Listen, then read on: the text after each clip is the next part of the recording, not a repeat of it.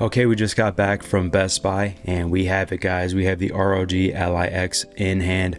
I'm excited to get that unboxed. We're gonna get it started, take a look around the device, see how it looks, see how it feels in the hand, how hard is it to set up, and the ultimate goal is to really get it set up and start putting it through its paces, see how it runs games, day to day, how does it feel.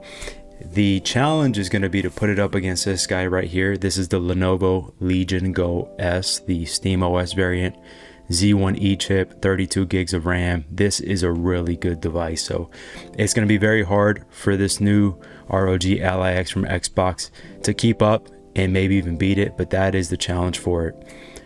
Both of these devices and everything you see on this channel are going to be purchased with our own money, and so it's going to be completely unbiased. These are not review units. They're not going to go back to anyone.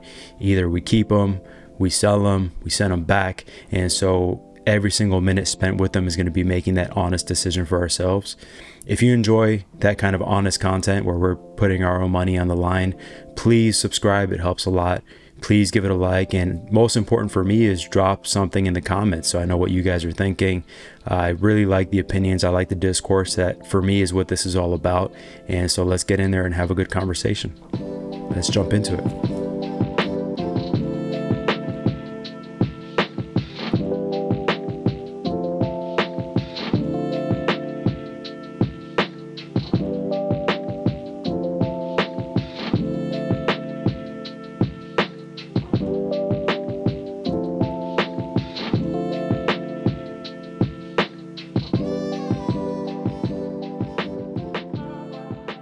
Okay, so out of the box, first impressions in the hand, it feels really good, actually. I mean, the sticks are perfectly placed, and that's really important.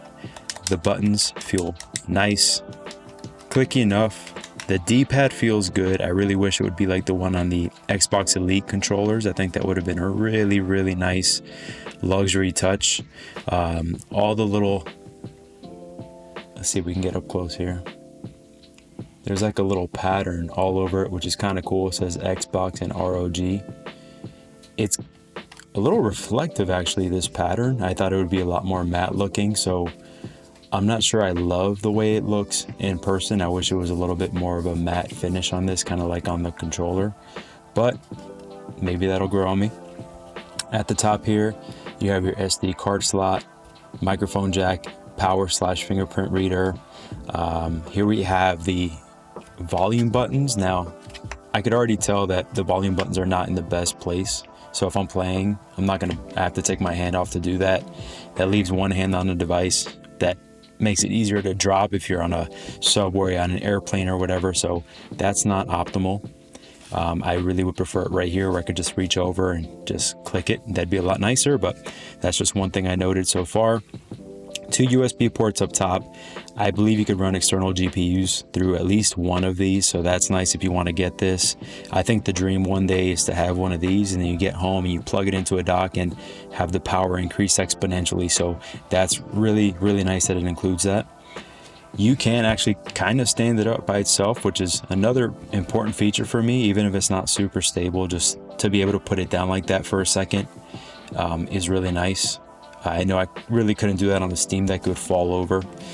So that's kind of a cool little feature. The triggers feel nice off the bat. The bumpers, I usually like them a little bit more clicky than this, but I can hear it click and I could feel them, so pretty nice. A lot of people talk about the weight. Doesn't feel super heavy to me. I mean, not a big deal at all. And then people talk about the thickness, and this is just a regular Pilot G2 pen, just kind of as reference. So if you put that there, you can kind of get an idea of how thick it is. It doesn't feel that bad to me. So we could bring in for me, what's the main competitor? A lot of people think the Lenovo Legion Go 2 is, but that thing is just astronomically priced, and I don't think it is a great bargain. And so these two are the ones that I'm really putting up against each other. So you can see the thickness is not that much off the front and the back of them. All right, so this right here is going to be the power brick. It's not huge, which is great. I mean, in comparison to the device, it's not the biggest. I wish these prongs folded up. That's kind of nice for an on-the-go device to be able to fold these up, and that way they're a little more protected, but that's fine. You can see right here, it's a 65-watt charger. I think this could actually charge a little bit faster, maybe even up to 100 or beyond. So this is a good one to charge, but if you have something charges a little faster, give that a shot. I will be.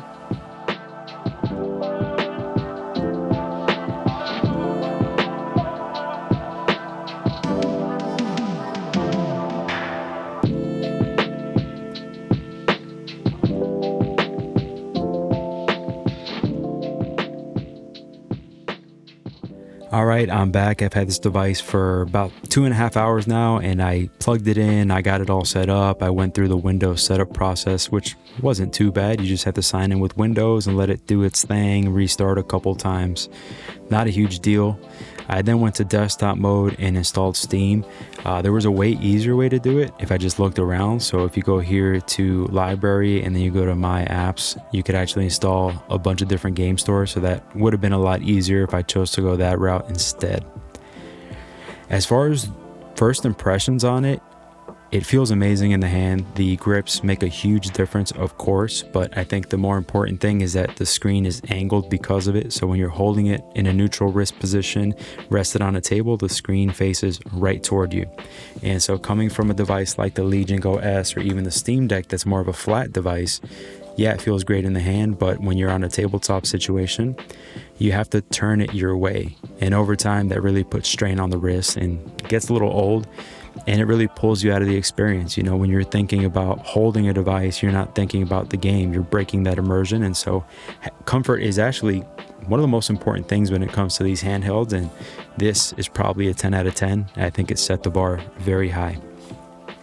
If you're coming from Xbox, I think it's also extremely ergonomic. Your thumbs land right on the thumbsticks immediately, and that makes it just super easy to get used to it, get going, and once again, you get lost in the game.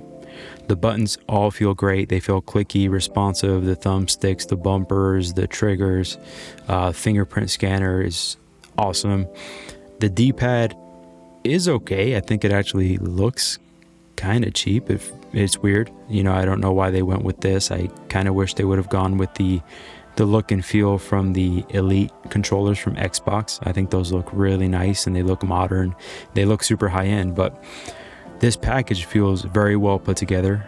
Coming from Asus ROG and Xbox, I think that's what you would expect, but it feels compact. The weight is in the right place. The screen tilts just right. The buttons feel good. The speakers are actually really, really good so far. Placement of everything, it just feels right. All right, so we have taken a look. We unboxed the thing, we set it up, got that up close look. Now it's going to be about testing it out and see how it goes over the next few days. I'm really looking out for that sleep-wake functionality. Windows has always struggled with that, and for me on a handheld device, that is probably the most important feature. Let's say I'm waiting for a flight. I want to be playing that game. Once it's time to get up, I want to just put it to sleep, throw it in my bag, and when I get on the flight, buckle up my seatbelt, pull it out, and be right where I left off. For me, that's the most important feature on one of these handheld devices, is just that ease of turning it on and off, jumping in, jumping out. So that's going to be huge. Other factors I'm looking for is the screen. The Lenovo Legion Go S has an 8-inch display that's very, very nice.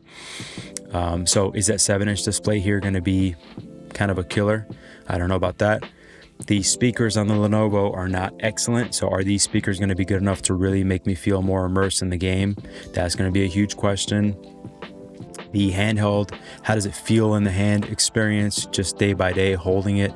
Ergonomics, that's going to be a huge part of everything. And so if you're interested to see that kind of comparison for yourself, please stick around, hit that subscribe, give it a like, and check us out next time. This is a small channel, so everything on here is paid for out of pocket. I don't owe anything to anyone, and so every day here is going to be about making that decision of which is the right device for me. So before you go out there and spend that probably upwards of $1,000 on a device, which one is better? For me, these are the two best devices out there right now when you put all of the features and all of the prices, best bang for your buck.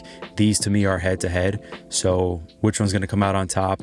We're going to see. Stick around for more in-depth review of the ROG Xbox Ally X, a comparison of SteamOS and the new Xbox experience on Windows. That's all things we look forward to on this channel. Thank you. See you next time.